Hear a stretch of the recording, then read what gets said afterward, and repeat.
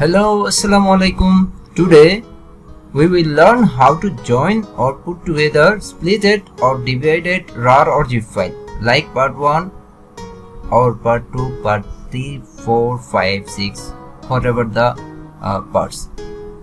First, you have to select all splitted files, then right click on the mouse. You will find an option named Extract to Call of Duty. Obviously, you will see your file name instead of Call of Duty. But if you don't find this option, then create a new folder. I hope you know how to create a new folder. After creating the folder, copy all splitted parts in that folder and then extract all parts. It will do the job. But if you have the option extract to, then select this.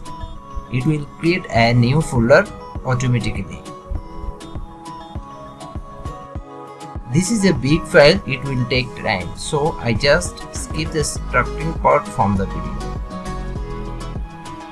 After extract, go to that new folder. You will find whole new file like mine. I got Call of Duty ISO whole file together.